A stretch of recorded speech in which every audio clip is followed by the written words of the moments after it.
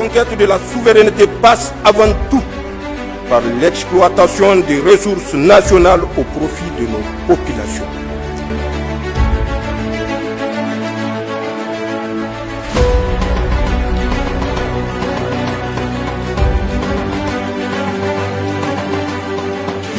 Soyez les bienvenus dans cette édition. Le président du Conseil national pour la sauvegarde de la patrie, chef de l'État, le général de brigade Abdraman Chani, a reçu en audience le ministre des Affaires étrangères, de la coopération régionale et des Burkinabés de l'extérieur ce jour, vendredi 10 janvier 2025. Jean-Marie Traoré Karamogou est porteur d'un message du capitaine Ibrahim Traoré, président du FASO, chef de l'État, à son homologue, le général de brigade Abdraman Chani. Nous l'écoutons à sa sortie d'audience. J'ai eu le privilège d'être reçu par le général Abdraman Chani, le président de la République du Niger. Aujourd'hui, je suis porteur d'un message. Le capitaine Ibrahim Traoré m'a chargé, m'a instruit de porter ses vœux de bonne année à son frère du Niger, mais aussi d'aborder un certain nombre de questions qui rentrent dans le cadre des relations de fraternité et d'amitié entre le Burkina et le Niger, mais également des questions confédérales. Il m'a instruit également de prendre les orientations auprès de son aîné pour les questions d'avenir concernant l'espace confédéral. J'ai eu une oreille très attentive de son Excellence le chef de l'État qui m'a prodigué ses conseils avisés et nous repartons de Niamey très satisfaits de ces échanges. Je l'annonçais en titre, réunion ce matin du Comité national de prévention et de gestion des inondations. C'est le ministre des Transports et de l'Équipement, le colonel-major Salissou Mohamed Salissou, qui a présidé la séance, la synthèse avec Mahmoud Idriss Amiga et Ousmane Sane Abdou. Le Comité national de prévention et de gestion des inondations a tenu ce vendredi 10 janvier 2025 sa 14e réunion sous la présidence du colonel-major Salissou Mohamed Salissou, ministre des Transports et de l'Équipement et premier vice-président du comité. Présidé par le ministre des Transports et de l'Équipement, premier vice-président, le comité a, conformément à l'ordre du jour, procédé à l'adoption du rapport d'étape. Il a ensuite entamé des discussions sur le type d'habitat résilient proposé par le ministère de l'Urbanisme pour aider les populations à faire face aux conséquences des inondations, conformément aux instructions des plus hautes autorités, avec à leur tête son Excellence le général de brigade Abdraman Chani, président du Conseil national pour la sauvegarde de la patrie, chef de l'État. Le ministre de l'Urbanisme a pris bonne note de toutes les observations formulées par les membres du comité et présentera une version finale à la prochaine réunion du comité. Et puis le ministre de l'Enseignement supérieur, de la Recherche et de l'Innovation technologique a présidé hier dans l'après-midi la cérémonie de sortie officielle de la première promotion du diplôme d'études spécialisées en anesthésie-réanimation. Cette première promotion composée de 9 spécialistes a été entièrement formée au Niger. La cérémonie s'est déroulée à la faculté des sciences de la santé de l'université Abdou Moumouni de Niamey. Le compte rendu est signé Ahmed Tijane Oumarou et Philippe Tchao. Cette cérémonie grandeur nature, organisée par la faculté des sciences de la santé de l'université Abdou Moumouni de Niamey, marque la sortie officielle de la première promotion du diplôme d'études spécialisées en anesthésie-réanimation entièrement formée au Niger.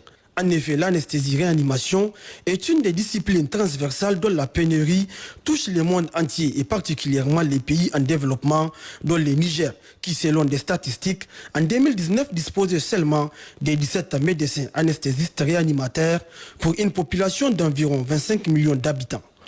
C'est pour cela que le gouvernement de la République du Niger, par le canal de la faculté des sciences de la santé de l'université Abdou Moumouni, a ouvert le diplôme d'études spécialisées en anesthésie-réanimation en septembre 2019, avec une promotion d'une dizaine de résidents.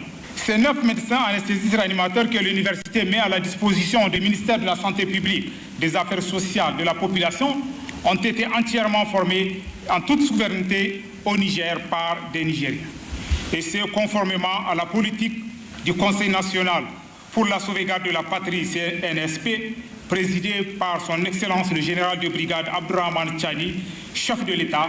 Occasion pour le recteur de l'université Abdou Moumouni de Niamey de saluer les efforts consentis par l'État du Niger pour soutenir l'UAM dans ses efforts de formation afin de produire des professionnels de qualité et en quantité au service du développement du pays. Occasion également pour les ministres de l'enseignement supérieur, de la recherche et de l'innovation de féliciter les lauréats avant de réaffirmer l'engagement de l'État du Niger à tout mettre en œuvre pour la promotion de l'excellence dans tous les domaines de formation et de recherche au niveau des universités publiques et privées pour un Niger totalement souverain. C'est un événement historique, la sortie de cette première promotion de médecins anesthésistes réanimateurs entièrement formés au Niger. Ça veut dire qu'on a pris en charge notre souveraineté en matière de formation depuis longtemps et ça ne va que se poursuivre parce qu'on est dans ce contexte de prendre en charge notre propre destin à tous les niveaux. Donc ça veut dire que ce processus a le soutien sans réserve des plus hautes autorités de ce pays. Après 4 années de formation à l'université Abdou Moumouni de Niamey, ils sont donc 9 diplômés d'études spécialisées en anesthésie-réanimation, dont une femme qui décroche leur parchemin ce jeudi 9 janvier 2025 et vient ainsi renforcer la famille des médecins spécialistes en anesthésie-réanimation au grand bonheur du peuple nigérien. Occasion pour les délégués de cette promotion qui portera le nom de Abdou Idrissa, premier médecin anesthésiste réanimateur nigérien, de remercier tous les responsables qui ont accru en ces projets ambitieux, novateurs et vitaux pour l'avenir du système de santé nigérien. Au Burkina Faso, ce vendredi 10 janvier, le comité national d'organisation de la 29e édition du FESPACO a dévoilé les films sélectionnés. Sur plus de 1351 films soumis à l'appréciation du jury, 235 sont sélectionnés. Ils sont repartis dans les différentes catégories: long métrage fiction et documentaire, séries et animation, programme jeunesse, films des écoles de cinéma, FESPACO Shorts, Burkina Film, Panorama. Seule la section Burkina Film est réservée uniquement aux réalisateurs burkinabés. Les 235 films sélectionnés viennent de 48 pays. Le FESPACO 2025 se tient du 22 février au 1er mars et se tient sous le thème Cinéma d'Afrique et identité culturelle. Le reportage est signé Urbain Benito et Oumou Sissi. 1351 films réceptionnés et visionnés et à l'arrivée 235 films sélectionnés pour l'édition 29 du FESPACO. 235 films repartis dans les différentes sections de la compétition. Dans la course pour l'étalon d'or de Yenega, 17 films dont Katanga, la danse du scorpion de Dani Kouyaté et les invertueuses de Chloé Aïcha Boro. Dans la catégorie documentaire long métrage, L'homme qui plante les baobabs de Michel Zongo disputera la première place face à 14 autres films de 14 nationalités. Quand on fait un travail qui est reconnu, déjà la sélection du FESPACO pour moi, ça équivaut à un prix. Le film traite de la question environnementale particulièrement, mais le courage surtout d'un homme, un homme assez spécial qui a 80 ans aujourd'hui, mais qui a passé 50 ans de sa vie à planter que des baobabs. Les autres sections, telles les séries et animations, Soukabe Programme Jeunesse, films des écoles de cinéma, FESPACO Short, Panorama, enregistre aussi la participation de réalisateurs burkinabés.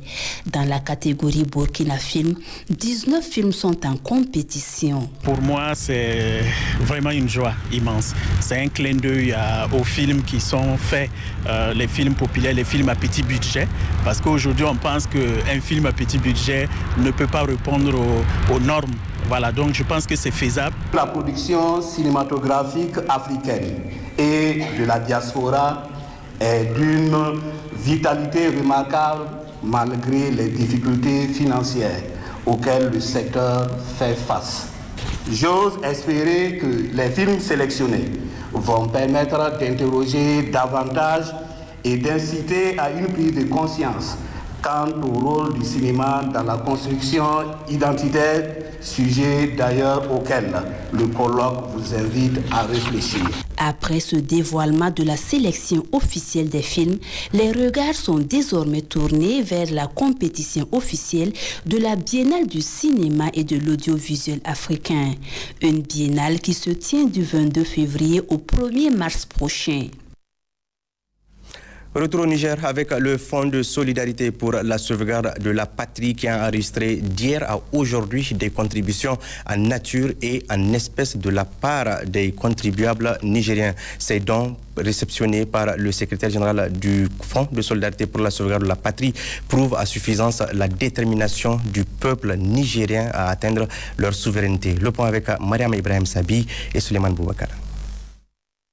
Deux contributions ont constitué pour l'essentiel la participation des Nigériens au Fonds de solidarité pour la sauvegarde de la patrie FSSP ce vendredi 10 janvier 2025.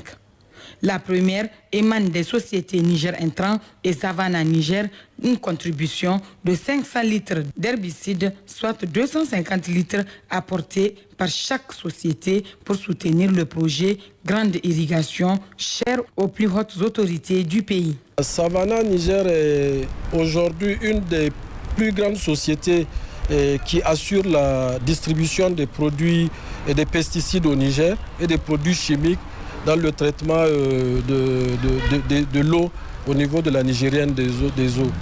Et Niger Intrant assure la commercialisation des intrants, les engrais, les pesticides et les semences. Nous sommes venus pour apporter notre contribution à l'effort de solidarité nationale demandé par les hautes autorités de ce pays depuis le 26 juillet. Donc là, nous venons d'apporter une contribution en nature portant sur 500 litres de pesticides, d'herbicides plus précisément, herbicides sélectifs. Donc c'est utilisé dans la culture des riz. La valeur de cette contribution, la valeur marchande est de 3 millions. Donc 1,5 million pour Niger Intrant, 1,5 million pour Savannah Niger. La deuxième contribution de la journée est celle de la société Canal Plus Niger qui revient encore une fois participer au Fonds de solidarité pour la sauvegarde de la patrie. Il vous souviendra qu'aux premières heures où le FSSP a été constitué et avait fait un appel à contribution à l'endroit des populations nigériennes et des entreprises nigériennes, Canal Plus Niger, une société de droit nigérien, a répondu favorablement en faisant une contribution de 75 millions de francs CFA. Aujourd'hui, via l'initiative de Vendredi Plus, un concept qui favorise la positivité, la solidarité à notre contexte pays, Canal Plus a été sensible via son personnel. Donc on a 80 personnes qui travaillent entre Niamey et l'intérieur du pays, qui se sont remobilisées et qui viennent donc répondre à l'initiative de Vendredi Plus pour apporter leur contribution au FSSP à hauteur de 250 000 francs CFA. Donc voilà ce qui nous motive, c'est ce qui marque également notre engagement en tant qu'entreprise citoyenne sensible aux problématiques locales. Et comme on l'a fait dans les précédents mois, comme on est présent aujourd'hui, Canal Plus et son personnel, on continuera d'être sensible à nos problématiques et donc de pouvoir continuer de travailler dans le sens d'impacter positivement notre écosystème. On veut que les Nigériens puissent participer à cette dynamique. On avait dit que c'est une communion de positivité. On a reçu Canal Plus aujourd'hui, les agents le personnel de Canal Plus. On va continuer à recevoir les sociétés, les personnels. On va continuer à recevoir tous les Nigériens. Et ce n'est pas un seul vendredi, c'est tous les vendredis. Ce qu'on disait, c'est que chaque vendredi, qu'on regarde le ciel, qu'on lève les mains et qu'on dise Alhamdulillah, Dieu nous a tout donné. Qu'est-ce qu'il faut maintenant donner pour notre pays? Et voilà que le personnel de Canal Plus nous a montré qu'ils ont épousé cette dynamique et qu'ils ont fait leurs gestes. Le Fonds de solidarité pour la sauvegarde de la patrie a également notifié la participation à hauteur de 4 millions de francs CFA de la clinique Magori. Ainsi, chaque jour, les Nigériens se mobilisent davantage pour participer à l'effort de refondation du Niger. Suite de cette édition en clôture ce matin à Niamey du séminaire international de la Fédération syndicale mondiale. La cérémonie de clôture a été présidée par l'ambassadrice de lutte contre les décès maternels et périnatales évitables en présence des représentants des acteurs de la société civile et de plusieurs autres invités. Le point avec Bassiratou Ayouba et Idrissa Oumarou. Au cours de ces 5 jours de travaux, plusieurs thèmes ont été développés.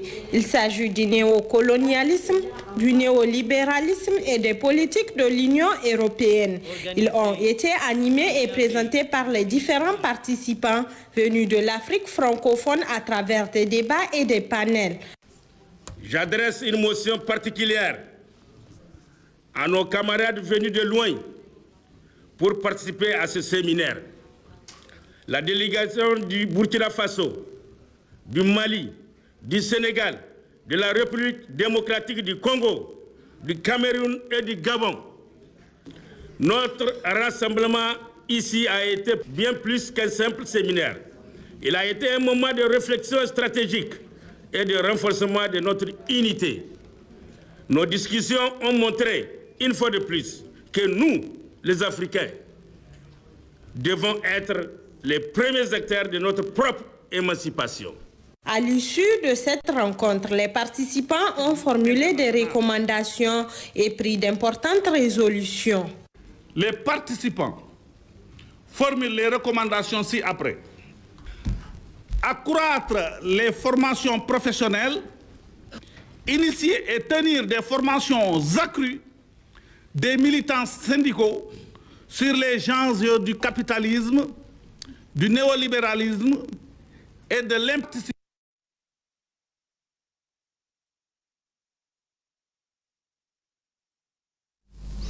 Et puis, ce sont près de 9 millions de francs CFA qui ont été mobilisés par les populations de la région de Difa dans le cadre de la lutte contre les décès maternels et périnatales évitables.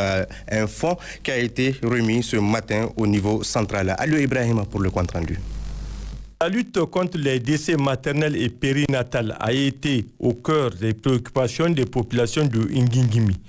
Enthousiasme et engagement ont rythmé cette rencontre de mobilisation de fonds où les autorités administratives et coutumières et les populations ont manifesté leur solidarité et leur contribution. Cette initiative, marquée par un profond élan de solidarité sans précédent, a vu la participation active des autorités administratives et des populations. Tous unis pour un objectif commun, participent à sauver des vies. Les chefs traditionnels et les leaders religieux et acteurs de la société civile ont également pris part à cette cérémonie qui exprime ainsi leur soutien à cette initiative et incite les populations à prendre une part active. De manière volontaire, chacun a apporté sa contribution. Au total, ce sont près de 800 450 qui ont été mobilisés. Le secrétaire général de la préfecture de Ngingimi a remercié les uns et les autres pour ce geste patriotique. À travers cette contribution, Ngingimi entend exprimer ainsi sa pleine adhésion à l'effort de construction nationale engagé par le Conseil national pour la sauvegarde de la patrie et le gouvernement